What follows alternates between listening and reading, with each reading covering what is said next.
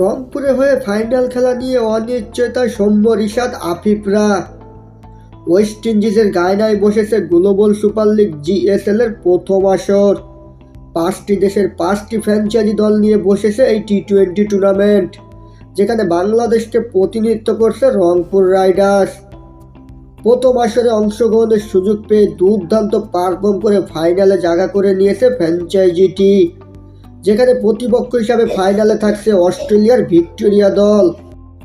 শনিবার ভোর 5টায় মাঠে গড়াবে গ্লোবাল সুপার লিগের প্রথম আসরের ফাইনাল, কিন্তু ইতিমধ্যে রংপুরের ফাইনাল খেলা নিয়ে দেখা দিয়েছে চরম অনিশ্চয়তা। শুরু থেকে ইনজুরি সমস্যায় জর্জরিত সোহানের দল, এরই মাঝে যুক্ত হলো নতুন সংকট। মূলত রংপুর রাইডার্সের স্কোয়াডে থাকা 3 ক্রিকেটারকে জাতীয় দলে যোগ দেওয়ার নির্দেশ দিয়েছে বাংলাদেশ ক্রিকেট বোর্ড বিসিবি। এর ফলে চরম বিপাকে পড়েছে রংপুর রাইডার্স। বাংলাদেশ ও ওয়েস্ট ইন্ডিজের মধ্যকার ওয়ানডে সিরিজ শুরু হবে আগামী 8 ডিসেম্বর, যার একদিন আগে গ্লোবাল সুপার লিগের ফাইনাল। কিন্তু জাতীয় দলের ক্যাম্পে একদিন আগেই যোগ দিতে নির্দেশ দিয়েছে বিসিবি। এর ফলে ওয়ানডে সিরিজে স্কোয়াডে থাকা সৌম্য সরকার, রিশাদ হোসেন এবং আফিফ হোসেন দুবো ফাইনাল না খেলে জাতীয় দলে যোগ দিতে পারেন।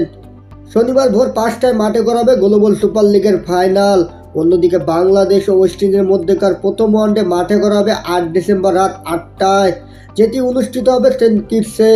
ফাইনাল ভেন্যু গায়না থেকে সেন্ট কিটসের দূরত্ব 1450 কিলোমিটার, যার ফলে বিসিবি যদি নিজেদের অবস্থান থেকে নমনীয় না হয়, তাহলে রংপুর রাইডার্সের ফাইনাল খেলা হবে না ওই 3 ক্রিকেটারের।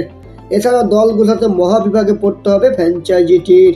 যদি এখনও সবকিছু গুঞ্জনই রয়েছে, এই নিয়ে বিসিবির সঙ্গে আলোচনা চলছে বলে জানা গেছে ফ্র্যাঞ্চাইজির কর্মকর্তাদের। শেষ পর্যন্ত রংপুর রাইডার্স গ্লোবাল সুপার লিগের ফাইনালে মাঠে নামবে কিনা সেটি এখন দেখার বিষয়। হায়দার খান, খেলার খবর।